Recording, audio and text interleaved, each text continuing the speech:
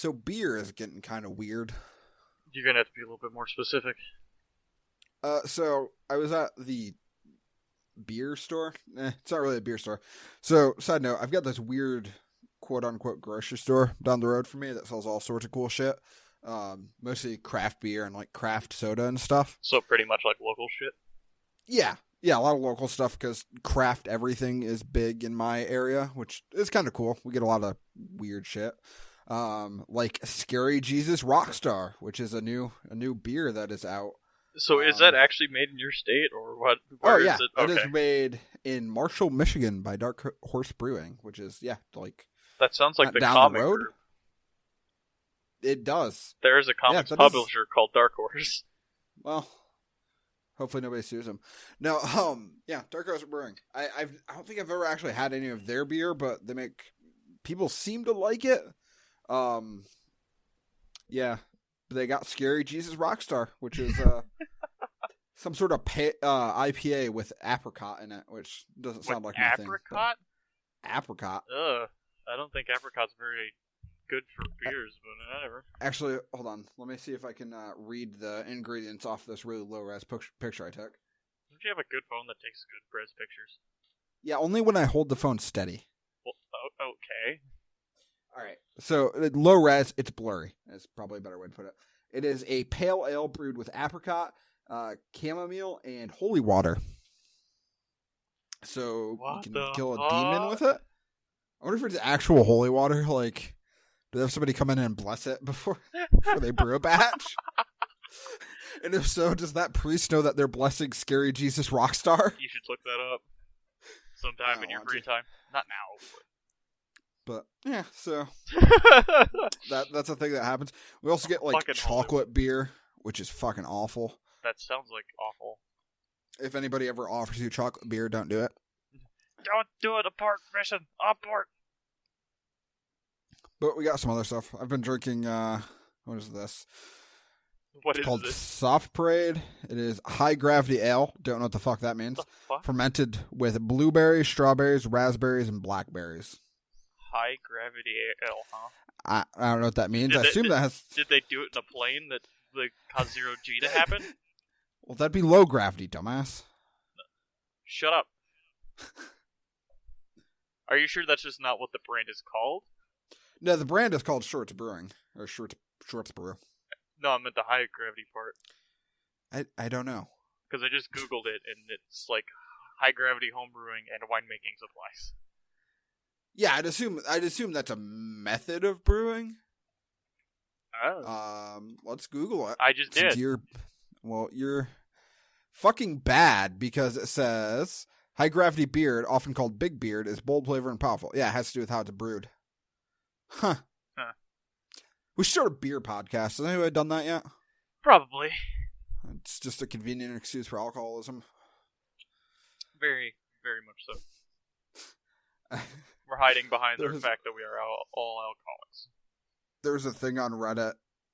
I don't remember if it was from my local state or if it was just around, but it's like, thank you, craft beers, for making my alcoholism sound more like a hobby instead of a dependency. Oh, Jesus. Nice. Well, let's just go right into the rest of it. Welcome to the To Be Decided podcast. Today's show will be very across the board, shitty video games, Twitch versus YouTube, Russia using ArmA 3 footage again, and Apple employees not knowing how to use Windows. I'm one of your hosts, Protag, and with me, as always, is Joe. Woo! I'm not going to beat around the bush. Let's go right into the first one.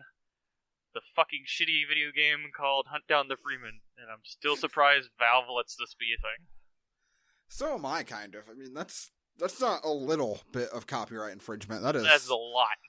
That's all of the copyright infringement. I don't know if they've actually made their shit like open source though, so I don't know.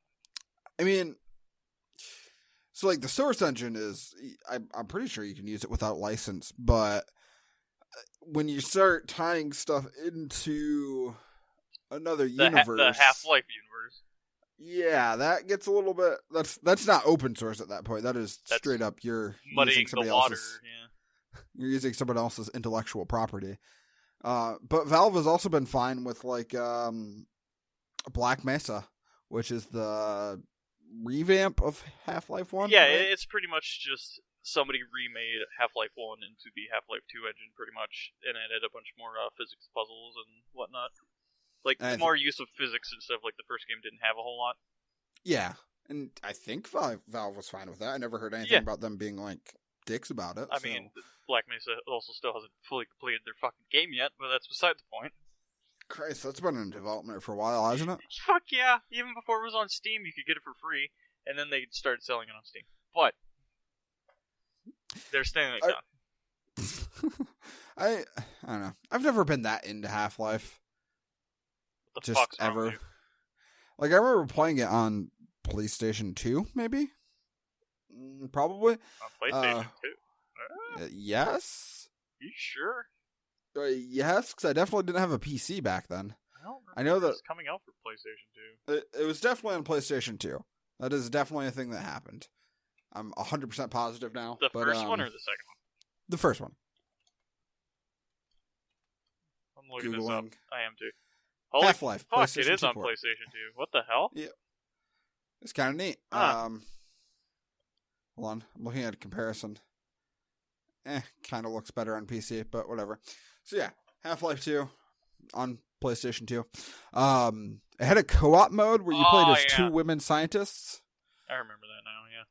It's kind of weird. It had a fucking deathmatch mode, which I feel like me and my brother played a lot. And then I would just replay the opening, 10 minutes, because I enjoyed riding trains and making things explode in microwaves. Oh my fucking god. That is the worst part of that game. Oh, that's the best part of that game. Oh, Jesus. Just punch the vending machine until you get pop, and then make that guy's microwave stuff explode, and that's it. Wander around in a locker. Alright. To go back down on Hunt Down the Freeman, the game has pretty much been panned by everyone. There's no coming out of this. A few of the people that have worked on it have come out. Not very many, though. Some people are still kind of hiding, even though, they're actively, people know who did what in the game. Mainly the YouTuber voice actors. Yeah, I'd assume that's pretty easy to find out. Either listen to it or look at the credits. Some of the YouTube people use their real names, which kind of confused some people. It still can't be that hard to track them down, right? No. This is the internet. It tells you what the character's name is, so, you could just easily figure it the fuck out. Reddit can solve murders. They can figure out who was in this game. Good point, yeah. But also with that, this game actually stole a lot of assets. It even stole assets from Black Mesa. That's not nice. And then there's some literal levels that ripped from, Half-Life itself. Or Half-Life 2 itself, and then, fucking other game modes and shit. There's a Troubled Terrace Town map that was stolen. Jesus. Is it the Minecraft one? No, it's, It'd be kind of funny if it's the yeah, no, it's, one where you're riding a train or something. Huh. Now, okay, so they just basically took a bunch of stuff from the Gmod workshop and turned it into a game. So, somewhat. If you want to use that argument, you could actually use that argument. So what's the plot? Because I saw Keemstar giving a fucking presidential speech that they were surrendering to aliens.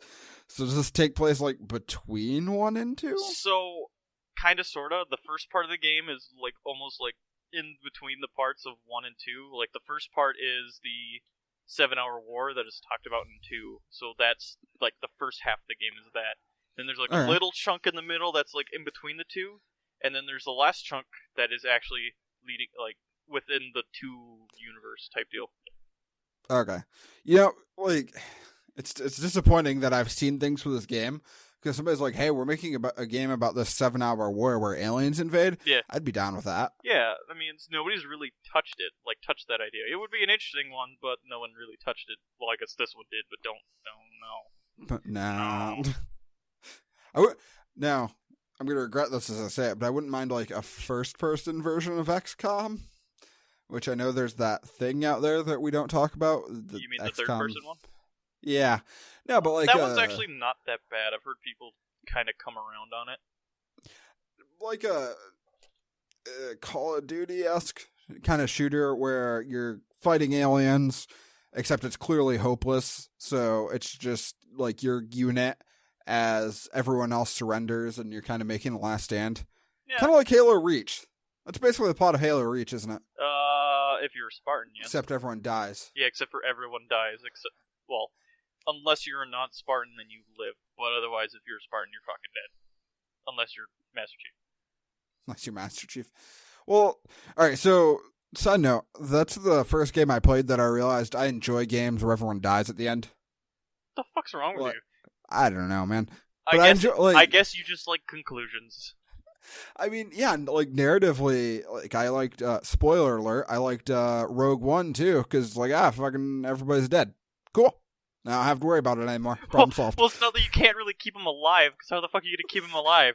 It's like, yeah, this person did this. Okay, where else do they show up in the movies? I generally don't like happy endings. I feel like happy endings will more often than not take away from a story. And there's a movie in particular, and I don't think it was a particularly well John Wick received. 2 didn't have a happy ending. Yeah, I don't care about John Wick 2. I also haven't seen John Wick 2. You need to see it. Hold on. I think this had Christopher Walken in it. Christopher Walken. Let me take a look at his IMDb real quick. It was a weird-ass movie. Christopher Walken is like the weird guy, just in general. I generally enjoy Christopher Walken. Just whatever he's in, it's good to have him there. Yeah. What else? I saw... What did I watch this weekend? Chair throwing movie. Oh, fuck. Divided? No. Nope. Fuck. It was the drummer one. Whiplash. That's what it was. There we go. Yeah, I watched Whiplash. And, what's this? Fuck. The teacher guy. Hold on. Welcome to the podcast where we try to remember things. J.K. Simmons. Yeah. He was fantastic in that. I also like J.K. Simmons generally anytime he shows up. But yeah, he's pretty good in most of the movies he's in. The movie I'm thinking of is called Stand Up Guys. It's got Al Pacino, Christopher Walken, and some other guy in it who I don't remember. And Al Pacino is... I'm going to spoil this movie. If anybody is interested in seeing it, I guess skip ahead now. But it's got like a 6.5 on IMDb, so it's not a great movie. Skip ahead to input time here. Yes. So Christopher Walken they're two old conmen, right? I mean, they're old. This movie came out in 2012. They're already old dudes. Mm-hmm. Two old conmen. Pacino went to prison for something. Walken didn't go to prison. I don't know. Their crime boss has decided that because of Al Pacino's failures and him going to prison, he needs to die. But Christopher Walken, being like the poor guy's only friend, is like, you know what? I'm gonna give him one more day out on the town. We're gonna take some Viagra and fuck some hookers. Pretty sure that's a plot point. And they do all their fun stuff. And Christopher Walken, I don't know, there's some emotional growth. I feel like they beat some people up. And Christopher Walken's like, you know what? I can't kill Al Pacino. He's my friend. And then the crime boss is like, well, I'm going to kill your daughter if you don't kill Al Pacino. So they figure, so it sets it up as, all right, they're going to just go on a suicide mission, try to kill the boss. If they fail, they both die, whatever. They're old. The boss has no reason to go after his daughter anymore because he's dead, you know? Mm-hmm. And I'm like, man, that would be a really good build up to the movie. They go out and just a blaze of glory type of deal. And then, like, they just magically kill everybody, all of the criminals. They just shoot them, all of them, and win. I'm like, oh, that kind of takes away from it. You know, like, it would have been a perfect movie to wrap up with just a good gut punch of, you know, they're dying. That's it. But it doesn't. It ends with a happy ending, and it kind of ruined it. It, like, legitimately pissed me off when I watched it. I'm like, oh, that's dumb. Why did you do that? And then, yeah, Whiplash. I don't know if that was a happy ending or not. You can kind of view that as a metaphor for abusive relationships, domestic violence, maybe. I don't think you're understanding what you want from that movie. Well, no, like maybe not a metaphor, but it's a good parallel. I think, at least a little bit. Do you disagree? I don't know. It's been a while since I've seen Whiplash, so I can't really say what the ending was. Because the basic plot of it is. I mean, the teacher, J.K. Rawlings? That's not Simmons! J.K. Simmons, there we go. Yeah. So J.K. Simmons' character is straight up mentally, somewhat physically abusive because he throws a chair. But you're not playing at his fucking tempo. Faster or slower. So yeah. But he is legitimately mentally abusive. And guy goes away, whatever the main character's name is, I don't remember. Goes away, rats on the guy. And then there's this beautiful setup, which I don't know how he didn't see coming, because he, like, tried to beat the shit out of J.K. Simmons. And then, like, a little while later, J.K. Simmons like, oh, you should join my new band. And then it's a setup. And then he's like, and then he starts crying. And then he's like, no, I'm going to prove you wrong. And just starts playing good anyway. It's kind of weird. I'm not explaining that. No, you're not really explaining this very well. If you haven't watched it, you should go watch it. It's a good movie. You'll enjoy it. And then it ends while they're playing music. And I don't know if that's happy necessarily. Oh, no, I remember the ending. No, I think it's supposed to be kind of a happy ending or something. I mean, because the main character gets what he wants. He becomes an excellent drummer, but he's also back to being treated like shit by this fucking asshole who throws chairs at people. But you're not playing his fucking tempo. So I guess the moral of the story is it's okay to beat the shit out of people if they play at the right tempo. Play the right fucking tempo! You might as well just segue into your next one. We've pretty much gotten so far away from Hunt Down the Freeman. So, Hunt Down the Freeman had YouTubers in it. That's a segment point. So yeah, pretty much what a big takeaway from this is hire real voice actors.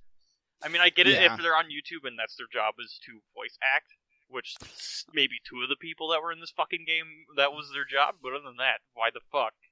Well, there's a big difference between making videos and voice acting. Yes. Like, what we're doing right now is technically vocal performance, if you want to be snotty about it.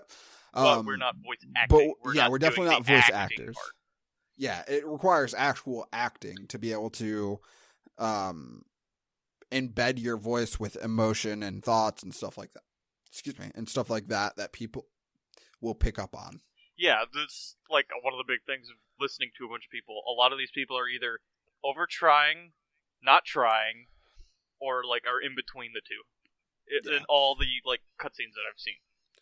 Like, if somebody's a really good voice actor, you should be able to tell what emotion they're not necessarily feeling, but trying to portray without having to see any sort of facial cues. Yeah.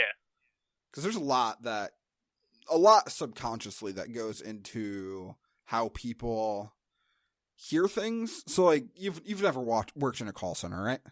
I've never had phone calls? But I've watched a lot of things that involve people's voices, so... Oh, okay. So one of the big things that they always teach you when you work in a call center is that you should always smile when you're on the phone.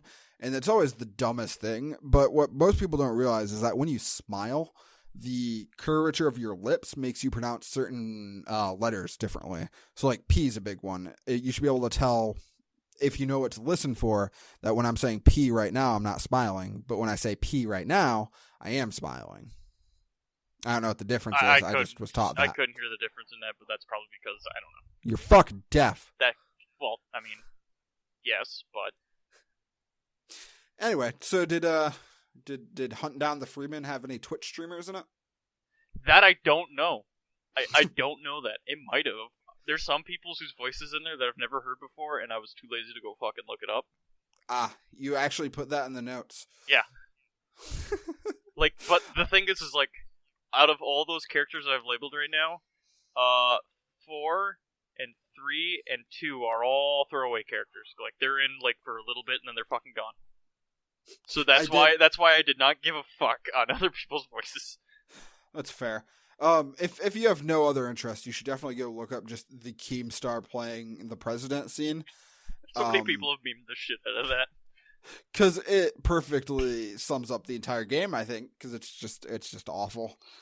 But, so last week, like, immediately after we had finished recording, you sent me a video. Yes. I think it was about Alien versus Predator. Maybe. But it was just a highlight from a stream. Oh, yeah. So that kind of got me thinking, because I would much rather sit down and watch a edited, curated video instead of sit down and watch somebody stream for 8 fucking hours.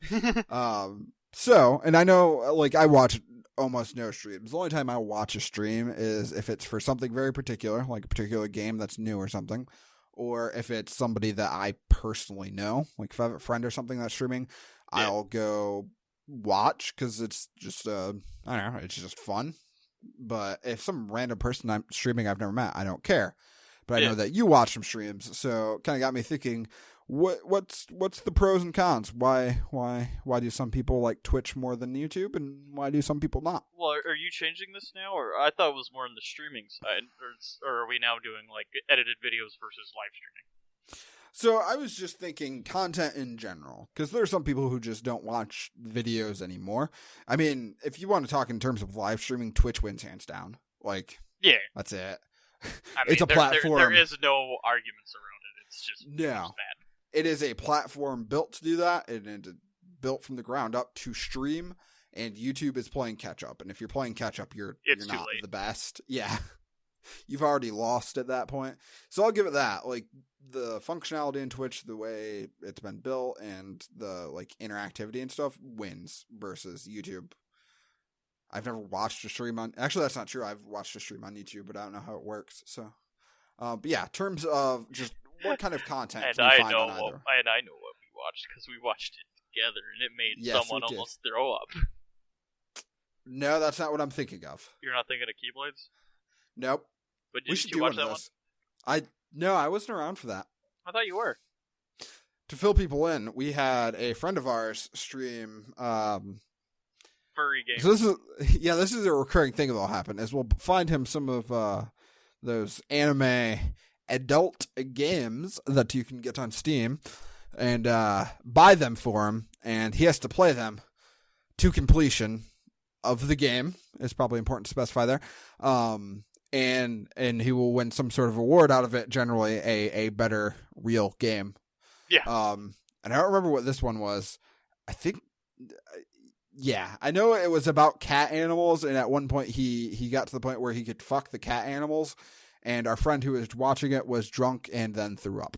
I typed the name. I wouldn't repeat it, though. Nikopara! Never mind, you're going to repeat it. Yep, I've been drinking. I'll do whatever I want.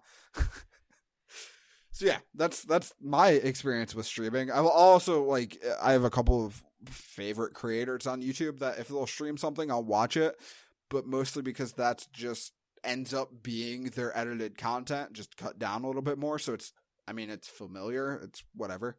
What do you think about it? What do you like about watching streams on Twitch? I don't know, because I really don't watch a whole many. I usually watch the recaps on YouTube. Well, I guess the certain length ones. It depends on the video, of course, or like the game that they're playing. Mm-hmm. Sometimes the person who's playing it is actually a decently funny person that actually knows how to do comedy. While on the other hand, some people are fucking bad at it. Also speedruns. I do like to watch speedruns sometimes. Speedruns are interesting. So I actually went to somebody's house this weekend. I was hanging out with somebody, and we were watching YouTube on their TV. And he watches a lot of Twitch, and he was showing me like Twitch highlights of Rainbow Six players. Yeah. And oh my god, it was the most infuriating thing ever, because it was like 2 seconds of gameplay footage and then just 30 memes fucking stuffed in there. Memes. Gotta watch them memes. Like, just super loud, obnoxious noises and shit running around on the screen. And I'm like, who enjoys this? Is this entertainment for people now? It's just so flashy and obnoxious. So, I kind of get the appeal of Twitch to some people, because Twitch is a highly social platform. I think that's where streaming's really taken off, is that it gives people an opportunity to interact with their audience, and it gives an audience an opportunity to interact with the creator, streamer, person, Bob. And I think that's an interesting dynamic that people like befriend. At least in their mind, they'll befriend these streamers and in some cases YouTube creators and think that, oh, we're best friends. When in reality, that person has no fucking clue who you are and doesn't really care. about you at all as an individual. Nope, don't give you fucks. Unless you give him money, then he'll care for 5 seconds. But I think Funhouse, I know Funhouse talked to this about before about how like people think that Funhouse are their friends, and not really. Funhouse is just there to make content, because that's what they enjoy doing. But people get this idea of like fake friends in their head. Oh yeah, virtual I remember that. Friends. It was during one of their podcasts. Yeah, and then there's like a whole subgroup of YouTubers, and I think a lot of Twitch streamers would fall into this category now, of people who kind of prey on that, on being your virtual buddy, which isn't necessarily a bad thing. I'm not saying it's prey might have been a bad word to use, but like I'm not saying it's like predatory, like oh they're gonna befriend you and then take all your money and molest you or anything, but it feeds into a specific mental response that people have. I've completely lost track of where I'm going. I've kind of noticed, but I was kind of just waiting to see where you're going with this. That's fair. So yeah, I think Twitch streaming falls into that because it gives people the opportunity to have the buddy buddy thing. Yeah, to interact with people. Because some streamers do kind of interact with the chat at some points, whatever. And it's usually the smaller ones. The bigger ones usually can't because they got like 1,000 people fucking talking. Yeah. It's hard to keep track. Well, like people like Nerdcube, when he streams, he'll do his wife is there and basically interacts with the chat for him, and people fucking love it.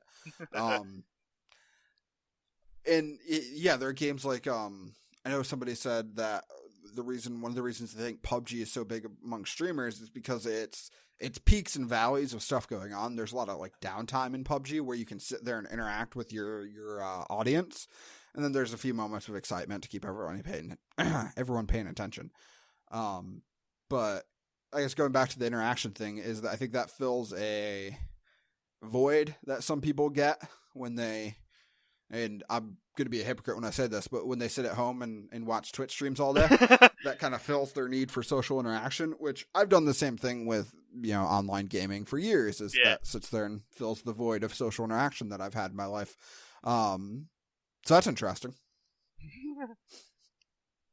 But yeah, Twitch does the whole void thing. But to go back into what the previous discussion is YouTube versus Twitch, well, no, here we go. No, what in the state of context? What are we saying now? Like, if just content-wise or video-wise, or how are we putting this? So let's just keep it simple. What provides better content? Well, it depends what content you want. See, this is now we go back to the context thing. So yeah, it's all going to be relative based off who you are, and some people like long form content, which is streaming, of course, and then some people like short edited content, which is like edited videos and shit on YouTube. I don't really think you can do edited videos on Twitch. You could do like snaps of like streams. You can do clips and stuff. Yeah. See, for my money, YouTube is always better because even I enjoy long form videos. If somebody sits down and makes a 40-minute video, I'll sit there and watch it if I've got the time. Yeah. But I don't want to watch a 40-minute stream of somebody spending 10 minutes trying to get the game to work, spending 10 minutes watching a tutorial, spending 10 minutes just dicking around with their chat, and then spending 10 minutes on gameplay. And even then, they're trying to make it funny, but they usually can't. Yeah, that's not entertaining. I'd rather watch, hey, this person recorded 4 hours of content, spent fucking 3 days editing down to be perfect. Yeah. To make what they see. Where they could get the comedic timing down and whatever. Yeah, they made what their vision is. And I think that's kind of what you lose in Twitch is people that have creative... I'm not saying people on Twitch don't have creative vision, but you lose a lot of the ability for somebody to express their creative vision when it's just them having to be always on for, 8, 12 hours, however long some of these people stream. But yeah, it's pretty much what do people want is like just the end discussion is what do people want. Yeah, I think a lot of people like Twitch because it makes good background noise. Yeah, that could be it too. Or some people do like watching people play video games. It's like the one argument I've heard. It's like having a buddy playing a game with you on the couch or some shit like that. Not really though. Well, that's how some people look at it. Is what I'm saying. Yeah, I don't know. That argument's never made a lot of sense to me because it's still somebody you don't know. Yeah, it's the more people kind of associate themselves with the streamer. if I'm saying that right. I think we pretty Yeah. much repeating what we were saying is people associate with the person and think that they're their friend type deal, and that's how they view the friend on the couch while you watch them play a game type deal. That's fair. I wonder what kind of, because there are games that are made specifically for, like, with streamers in mind at this point. Yes, there are quite a few actually. I wonder what kind of effect that has on game sales. Probably more streamer oriented, so probably only streamers will probably buy it. That's my view. Which you think would drive sales down, wouldn't it? You would think, yeah. 'Cause, unless they make it so easily and down to not needing a whole lot of money to make it, then that's beside the point. Well, I mean, Like still, but yeah, the limiting your Jackbox games, they're not making like grandeur 3D fucking shit. They're making like easy party games. Well, yeah, but like still, you're limiting your audience, and Twitch might be fucking great advertising, but if you're making a game that caters just to Twitch streamers, your audience is super teeny. Yeah, you do have a point there. It's a niche market. Yeah, very very niche. So I think in conclusion, it depends on what you want to watch. Yeah. I mean, there's really no other way you could really spin this, because, again, it's like, in what context? How are we saying this? Stream-wise, fucking Twitch. But edited content, YouTube, because you can't really edit content on fucking Twitch. I don't know, it's really hard to say a yes or no to a certain topic. I wonder if Twitch is going to try to push more for edited content. I don't think they are at all. I think they already know that YouTube has that, so they're not even going to try fighting it. Well, I mean, so YouTube, nobody likes YouTube. YouTube is the evil that everybody accepts. That's the thing, though, is like nobody's trying to compete with them because YouTube is where they're at now. Is hard to fucking compete with. Oh, people are trying to compete with YouTube. They just fucking can't. Yeah, they just suck at it. They really suck at it. YouTube doesn't turn a profit at all. It's a massive... It's a money loss. Yeah, it's a money pit. We gotta buy another server because 50 more billion videos have been uploaded. If a company like Twitch wanted to do it profitably, I think the way to go about it, at least for gaming content, would be curated content. So, like, and there's a lot of like podcast hosts that do this that we've worked with or tried to work with, because we don't have any quality, that will review what they're putting up, because it's expensive to host 622 minutes of audio that we have and add to every week. It's more expensive to host 10 minutes of video than it is to host 100 minutes of audio. So by curating content, you can ensure that you're only uploading quality content that is going to make you your money back. Whereas on YouTube, you can just throw whatever the fuck you want on there. Like, I have probably 50 unlisted videos on YouTube that are just shit that I wanted to put up there. Like footage for me flying a drone over my parents' house. Yeah. That's not going to make YouTube any money. No. Or just like dumb, like 10-second clips of dumb shit happening in games that I just wanted to share with people, but that's also not going to make YouTube any money. So. Yeah. It's pretty much just, there's so many more videos out there that aren't making YouTube money. Like, they can't get ad revenue off them because you have to be a certain set point now. Well, I think we should be clear that if there are ads running on your video, YouTube will take money from it. It's just a matter of, are you also getting a cut? Probably not.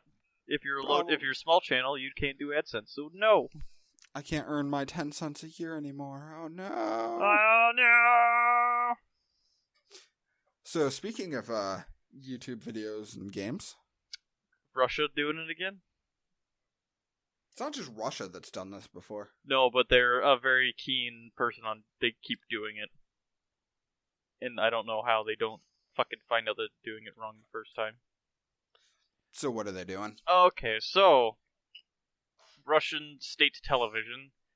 Take it as you were. It's either a Russian-run television show or it's a government-run television show. Whatever. Anyways. It's literally called state TV. I mean, yeah. Was it? It wasn't RT this time. It was something else. Fuck. What was the news channel called? Anyway. Anyways, so what they did was when they aired a certain segment of their showing combat footage in Syria, what they did is they used a clip from ArmA 3 Wasteland in Pakistan of an airstrike hitting a convoy or something. And you could clearly tell that it's not real because it's an AMV7 Marshall that's getting blown the fuck up. And that vehicle in real life is its real life counterpart is used by the Poles, the Finns, and some South Africa, some just like random ass countries. Countries that aren't America. Yeah, countries that aren't America. But this one isn't showing like U.S. helping them this time. This one's just them showing combat footage of here's combat footage in Syria, and this is no. I remember I think it was a British news agency or like an Irish news agency. I was talking about like the IRA or something shooting down a helicopter, and it was a clip of just ArmA 2. Oh, yeah, I remember that one. It was so great because I could look at it. I knew exactly where they were on Chernarus. I knew exactly what assets they were using, and I'm like, who fucked up this badly? It's just nobody really looks at it. They're like, nobody really checks to see if this video is real or if it's not. Like, they're just like, oh, cool, it's an explosion. It looks real, and it really doesn't, but it looks real enough. I don't know how. I don't know if I'd assume this is a problem, at least in the Western world. I don't know if it's a problem in Russia or not. But I think that a lot of news agencies are more concerned with being first and not being right.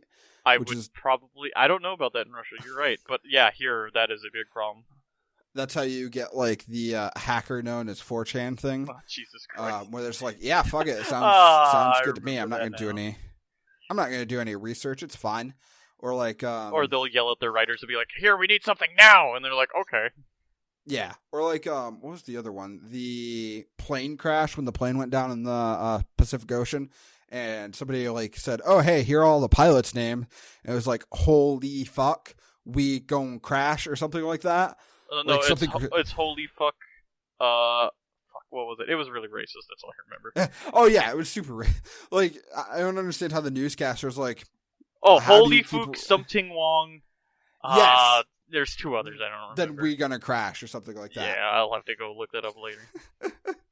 Like how does nobody catch that before it gets on the air? Two, how on the air do you go, hey, you know what? I'm sorry, I think we've got some wrong information here. I'm gonna save myself a little bit of fucking dignity and not read the rest of this. No. So yeah, ArmA 3. It shows up as according to the Daily Mail, it's a terrorist simulator used to train ISIS how to kill Westerners. So. Because of the one mod that came out for it. The fucking the Leif offshore pack actually had Taliban forces that you could use as a camo or uniform sets or whatever. Oh, it was stupid. No game's ever had the Taliban in it before. No, never. Not like Battlefield 2. Wait. Not like all of them that are modern war games. I think it was more the fact that you could play as them is what probably triggered them. You could play as them in Modern Warfare 2 as well. Boy, it wasn't exactly the Taliban. It was something else. I think it was literally just called Op 4. Yeah, I think it was too. Well, on that note, thank you for listening to the To Be Decided podcast. If you've enjoyed our show, please like and subscribe on whatever platform you choose to listen on. Also, don't forget that if you're listening on SoundCloud, we're not there anymore, so I don't know how you're listening. If you want to continue listening or you can check out tobedecidedpodcast.com. You can see other ways to listen. Check out an RSS feed if you use an app that pulls from RSS. See show notes. We have chapters in our episode now, so you can click on a link and it'll just start you on segment 3, which is us talking about ArmA 3 in Russia, or segment 2, which is us talking about YouTube versus Switch. You can also tweet us at tobedecidedpodcast.com. We've got a poll up, and at the time of posting, the poll will be up for another 5 days to talk about Twitch versus YouTube. So go vote in that. Leave us a comment. That's not the appropriate thing to say for Twitter. Tweet us. Give us a tweet. At us. And at us. Tweet at us at tobedecidedpodcast.com. Let us know what you think about Twitch versus YouTube.